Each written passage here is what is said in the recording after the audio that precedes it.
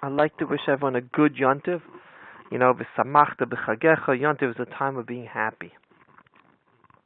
Rabbi Elias, he's a Rav in Monsey, New York. He's also a Rebbe in Yeshiva Yesoda Yeshua in Queens. He said a beautiful word. He said, you know, we say Ani Tilas Lulav. We gave a bracha on the Lulav. What about the Esrog? What about the Dasim or Ravas? So so the Gemara says because Lulav is the highest, is the tallest. So I realized, said, okay, tall is great, but you know, in Yiddishkeit, we don't think you're great because you're tall, short, you know, whatever. We don't think you're great because you worked on yourself. You became an Eved Hashem. So what is the Gemara answer? Because it's tall. And the Rambam writes because the Hadassim and the Ravas lean on it. So by Elias said, now it all makes sense. Because the Lulav is the tallest, therefore the Hadassim and the Ravas lean on it. And since the Hadassim and Ravas lean on it, that's why you make Anitilas Lulav. Because we're trying to show the duty to Jews, to fellow Yidden, to fellow members of Bnei Yisrael. One of the greatest mitzvahs is to do chesed for a fellow person. To have other Yidden or I guess help other people to lean on you. You should be a support for other people to lean on. You should be running to help other people. And that's why the Dasim and the Ravas, we say Anitilas Lulav, because we're lifting up the Lulav, kind of saying like, we want to be that Lulav. We want that people lean on us. We want to be that. We want to do chesed. And you can even say when the esrog is bored, you're putting the esrog near the lulav. You know, that's just my shot. Then it says that Sukkot is the first day for giving an accounting of the aveiros. That meaning that Sukkot is the first time we can do an aveira, a sin. And it says v'samachtim lefnei Hashem lokechem. We should be happy before Hashem Almighty. So the base of Avraham asks a question. How could you be happy before Hashem when now Hashem's saying, hey buddy, I'm watching all your aveiros. If you're doing a sin, I'm taking calculation that you're doing a sin. So how could we be happy about that? So Beis Avraham said, because you know why? Because we know at least there's someone watching us, meaning that there's a law and order. There's not chaos going on. There's not a free-for-all. We know Hashem is watching over us. And that's why we should be, that's why we're happy. The Walag, again, it might be based on the base of Avraham. He doesn't want to lie. But another shot is that we know it's Hashem Almighty doing it. And since Hashem Almighty is taking the calculation, that's why we can be happy. Because Hashem loves us dearly. And since He loves us dearly, He's going to have mercy on us. Even if we do an Aveira, of course, we might get punished maybe, yes or no, but Hashem's giving us the opportunity of tshuva. Hashem's going to forgive some of the Aveira, because Hashem's our Almighty. And that's why we're happy. Then it says in Zos HaBracha, I'm adding, now the last, almost beautiful word in Sukkot. Moshe An Friedman, he's Rebbe in Yeshiva Man Yerushalayim. I believe he said this word. Sukkah, the word Sukkah, Samech Kaf Hey. Samech Kaf Hey. So Samech is four. If you look, it's totally enclosed. It's four lines completed. Sukkah Kaf is 3 walls and Hey is 2 in the little. So why Moshe An Friedman said those are the 4 possible ways of Sukkah.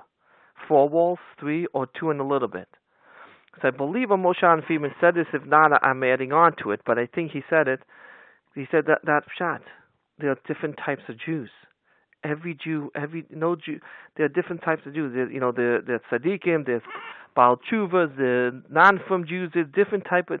There's middle line road Jews. There's the middle line road Jews. There's different types of Yidden.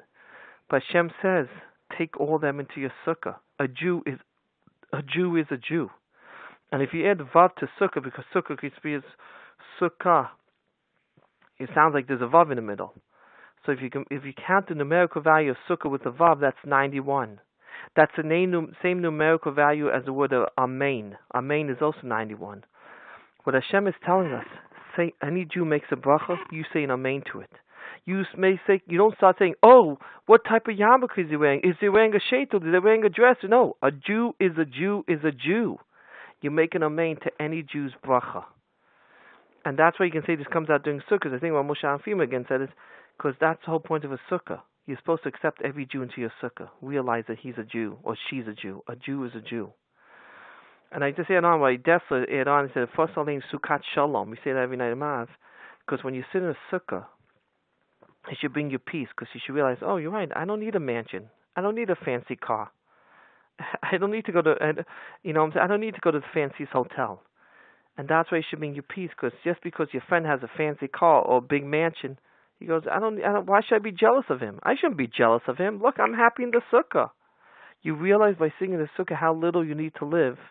Therefore, it should bring you shalom, bring you peace, because therefore you should not be jealous of your friend, even if he has a fancy car. Well, Moshe Wolfson Shlita from Ballpark said another beautiful word on sukkahs. He says sukkah is a taste of Gan Eden, a taste of heaven. Why? Because we know in sukkahs we invite Avram, Yitzchak, Yaakov, we invite tzaddikim into the sukkah. We invite tzaddikim into the sukkah. So Moshe Wolfson Shlita said, you're asking Avram, Yitzchak, Yaakov to come down from heaven, to come down from Gan Eden, to come into our sukkah? You're asking them to come down from Gan Eden to come into this world. That's a tremendous, that's tremendous. That's a tremendous low. That's a tremendous, falling down levels of levels. So when Moshe Wolfson Shlita said, that's why the sukkah must be a taste of Gan Eden, a taste of heaven. Because you can't expect to ask Avram, Yitzchak, Yaakov to come down from heaven to come to our sukkah if they're going to fall all these levels. It must be the sukkah as a taste of Gan Eden. When Moshe Wolfson Shlita said that. I'm going to leave you now some thoughts for the last days. It said by Zosa Bracha, I think one of the last parts says Moshe Einei Kol Yisrael. I think it said Moshe Einei Kol Yisrael. I think that's it.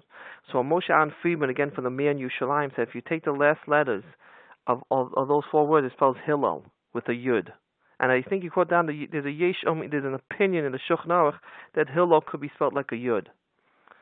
Because Moshe and Hillel were exactly the same people. Not exactly physically, I'm saying the attitudes. Moshe was an incredible Baal Rachmim. He had incredible mercy on Klal. So he said, when Hashem said, I'm going to destroy the Jewish people, Moshe said, Mecheni na mesifcha, write me out from the Sefer. Because Moshe Rabbeinu had tremendous mercy on Klal. So Moshe was just a Baal Rachmim. And Hillel was the exact same thing. And that's why the Torah is hinting to that. Rav Yirmiyah Newman, he works in Skokie Yeshiva in Illinois, right? So he said another word. He said in Zosa Bracha, he says, and no man knew where Moshe was buried. And the words used word Ish. So he quotes this. I think the Sifri, when it says the word Ish there, it means Moshe Rabbeinu. So what's going on? Moshe did not know where he's buried. So I believe Yirmiyah Newman quoted Tali Owas, a beautiful word. That when someone passes away, then the neshama, their soul, remains around the grave for some time, because I guess it's hard for the soul to separate from the body. The soul and the body were best friends, and now suddenly the soul and body totally have to separate. So it's very hard for the soul to separate from the body. But we know Moshe Rabbeinu went to Har Sinai for 40 days without eating, without drinking, and he did that 3 times. Moshe Rabbeinu was all spiritual. He was all spiritual. He had no, you could say no, he had no physicality to him. He was all spiritual. He had no physicality to him. Sapshat Ish, meaning the body of Moshe Rabbeinu himself did not know where he's buried, because Moshe had no attachment to his body. Moshe was all spiritual. So Moshe himself did not know where he's buried because he wasn't attached to his body. And that's Pshat. Then it says Simchas HaTorah. The last day is Simchas HaTorah. So the base of Avraham, another beautiful word. He said every Jew has a letter in the Torah. There's explanation, because there seems to be more Jews than letters of the Torah, but there's explanation. I think maybe Rav Yaakov Kamenetsky, that's how he explains it. But every Jew has a letter in the Torah. Your letter might be an Aleph, might be a Beis, someone else might be a Dal, someone else might be a Gimel. But every Jew, there's a letter in the Torah that represents every Jew. Beis Avraham said through the year, unfortunately, some Yidden, some Jews do an Aveira, and the letter that represents them in the Torah slowly starts getting rubbed out. But then comes Elul, then comes Rosh Hashanah, then comes the Sefer Yimei Tshuva, Yom Kippur, and Hoshana Rabbah. And the Jew did tshuva. The Yid repented. Every Jew, every member of the Jewish people repented. So now the letter that faded out is completely the same. Now all the letters are back. All the letters are back, and I guess you want to say shining, because every Jew repented. So that's why Simchas HaTorah. The Torah is Simchas HaTorah. The Torah itself has Simcha. Why does the Torah itself have Simcha? Because the Torah is complete now.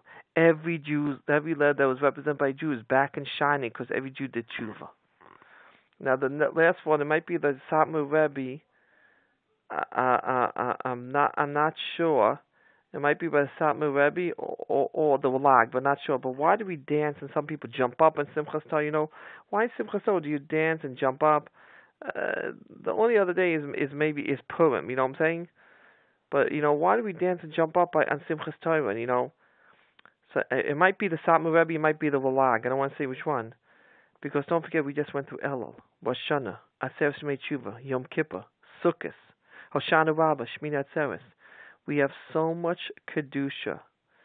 We have so much kedusha in us that we're like jumping out of control, because the kedusha in us is jumping up and down.